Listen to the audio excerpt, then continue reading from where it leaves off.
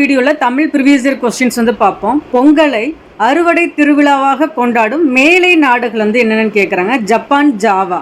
பொங்கலை அறுவடை திருவிழாவாக கொண்டாடும் மேலை நாடுகள் வந்து ஜப்பான், ஜாவா. அடுத்து பாருங்க, இங்கு உடல்நிலை மெய்மயக்கத்தை குறிக்கும் சொல் வந்து எது அப்படிங்கிறாங்க. இதில் வந்து உற்றார், அதுதான் கரெக்டு. ஏன்னா அடுத்தடுத்து ஒரே மெய் வரணும். இரு கரெக்டு. இரு குட்டல் அதுதான் வந்து ரா அப்படின்னு வந்து வரும். ஸோ வந்து 2 இரு வந்து வரும். அதுதான் வந்து உடல்நிலை மெய்மயக்கம். அடுத்தடுத்து வந்து ஒரே மெய்யெழுத்துக்கள் வந்து வர்றது வந்து உடல்நிலை மெய்மயக்கம் அப்படிம்பாங்க. அதுபடி பார்த்தா உற்றார், அதுதான் கரெக்டான ஆன்சர். ஏன்னா இரு வந்திருக்கு. அடுத்து ராவை எப்படி பிரிப்போம்? இரு குட்டல் தான் வந்து ரா. ஸோ வந்து இது கரெக்டாக பொருந்தது. அடுத்து பாருங்க, ஒரு பொறுத்துக. அடி 2 சீர்களால் ஆன அடி அப்படின்னா வந்து குரல் அடி அப்படிமோ. 4 சீர்களால் ஆன அடி வந்து அளவடி, அப்படி இல்லைன்னா நேரடி அப்படின்னு கொடுப்பாங்க.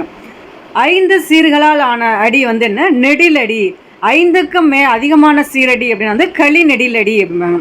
ஸோ நமக்கு வந்து குரலடி, 2 சீர்கள்னா குரலடி, 3 சீர்கள் அப்படின்னா சிந்தடி, 4 சீர்கள்னா அளவடி இல்லைன்னா நேரடி, 5 சீர்களால் ஆன அடி வந்து நெடிலடி, 5க்கும் அதிகமான சீரடி அப்படின்னா வந்து களி நெடிலடி வந்து குறிப்பாங்க. ஸோ இதில் நமக்கு 3 சீர் மட்டும் கொடுக்கல. அதுக்கான ஆன்சர் வந்து என்ன? சிந்தடி. அடுத்து பாருங்க, அங்காப்பு என்பதன் பொருள் வந்து என்னன்னா வாயை வந்து திறத்தல் அப்படிங்கிறாங்க.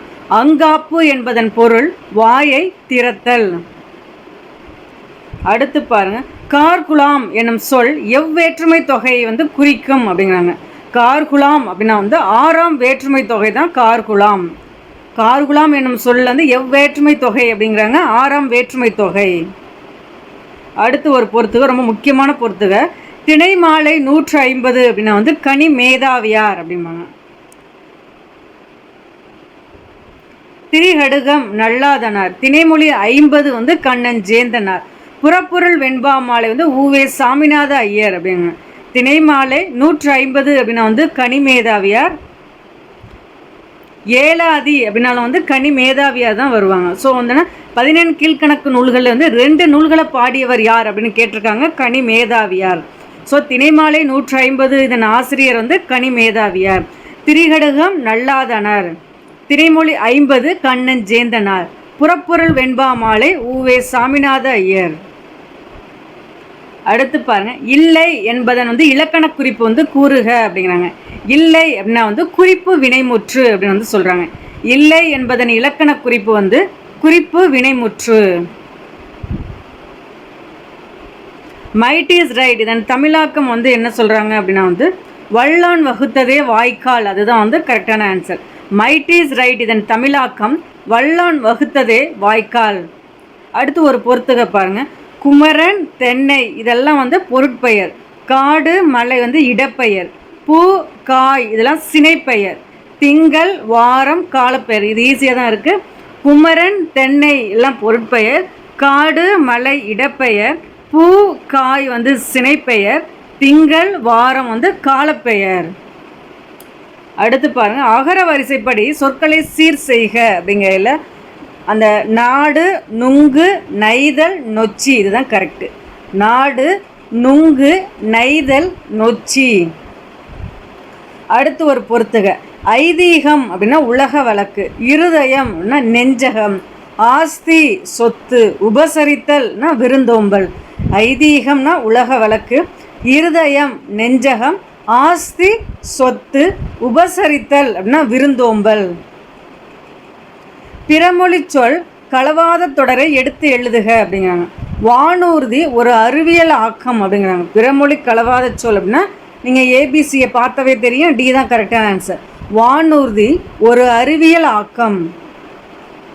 அடுத்து பாருங்கள், இலக்கண குறிப்பு. உரிச்சொற் தொடர் அப்படின்னா வந்து தடக்கை. வினைத்தொகைனா சூழ்கலல். ஈறுகட்ட எதிர்மறை பெயரிச்சம்னா கூவா. சொல்லிசை அளபடைனா தளிய. உரிச்சொற்றொடர்னா தடக்கை. வினைத்தொகை சூழ்கலல். ஈறுகட்ட எதிர்மறை பெயரிச்சம் கூவா. சொல்லிசை அளபடைனா தளிய.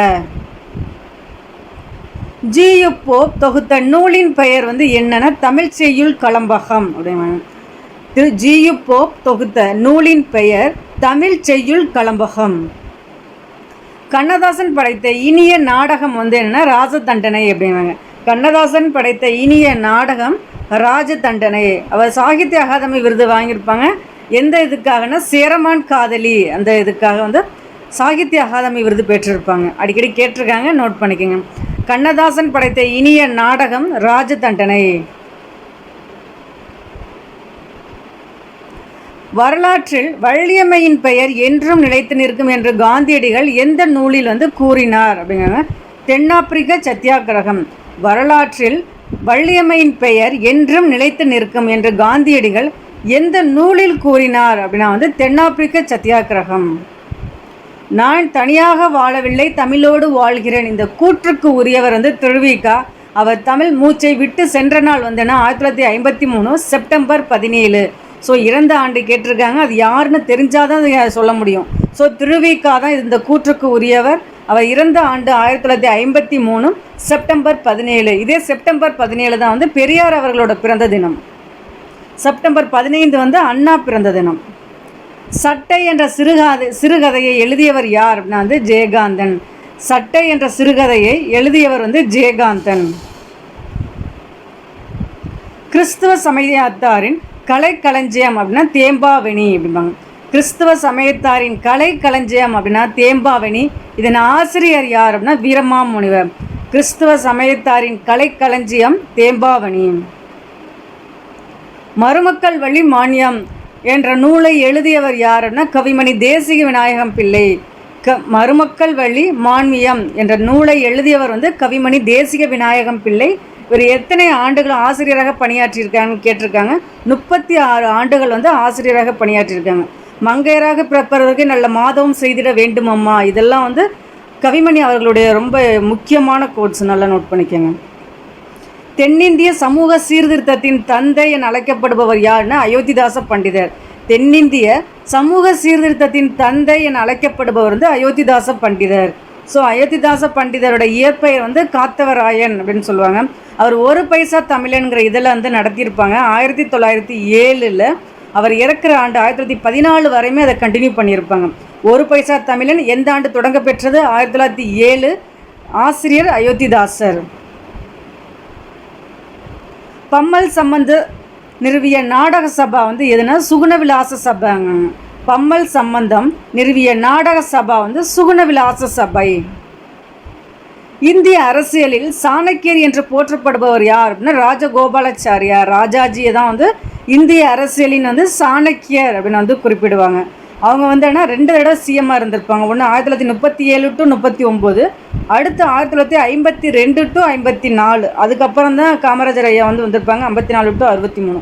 ஸோ வந்து அந்த பீரியட் நல்லா நோட் பண்ணிக்கிங்க. ஏன்னா 1937 to 39, 1952 to 54 2 பீரியட் வந்து சிஎம்மாக இருந்திருப்பாங்க. இந்திய அரசியலில் சாணக்கியர் என்ற போற்றப்படுபவர் யார் அப்படின்னா வந்து ராஜகோபாலாச்சாரியார். பூக்களில் சிறந்த பூ பருத்திப்பூ என கூறியவர் வந்து திருவி கல்யாண சுந்தரனார். திருவி கல்யாண சுந்தரனார் தான் தமிழ் தென்றல் அப்படின்னு வந்து குறிப்பிடுவாங்க. பூக்களில் சிறந்த பூ பருத்திப்பூ என கூறியவர் திருவி கல்யாண சுந்தரனார். ஸோ 2 கேள்விகள் இடம்பெற்றிருக்கு பார்த்துங்க. நான் தனியாக வாழவில்லை, தமிழோடு வாழ்கிறேன் என்றவர் யாருனாலும் திருவிக்கா. பூக்களில் சிறந்த பூ பருத்திப்பூ அப்படின்னு கூறியவர்னாலும் திருவி கல்யாண சுந்தரனார். குயில் என்ற இதழை நடத்தியவர் யார் அப்படிங்கிறாங்க பாரதிதாசன். குயில் என்ற இதழை நடத்தியவர் வந்து பாரதிதாசன். பாரதிதாசனோட இயற்பெயர்னா சுப்புரத்தினம் அப்படின்னு குறிப்பிடுவாங்க. இதே பாரதியார்னா இந்தியா, விஜயா, சுதேசமித்திரன், கர்மயோகி இதிலெல்லாம் வந்தோன்னா அவரோட இதழ்கள். ஸோ குயில் அப்படின்னா நமக்கு குயில் பாட்டுனா பாரதியாரோட இது. இதே குயில்ங்கிற இதழ் அப்படின்னா வந்து பாரதிதாசன் அவர்களுடைய. நல்லா நோட் பண்ணிக்கோங்க ஃப்ரெண்ட்ஸ். ஓகே ஃப்ரெண்ட்ஸ், இதில் வந்து ஒரு 25 கொஸ்டின்ஸ் வந்து பார்த்துருக்கோம். பிடிச்சிருந்தா லைக் பண்ணுங்கள், உங்கள் ஃப்ரெண்ட்ஸுங்களுக்கு ஷேர் பண்ணுங்கள். சேனலை சப்ஸ்கிரைப் பண்ணலைன்னா சப்ஸ்கிரைப் பண்ணுங்கள். தேங்க்யூ.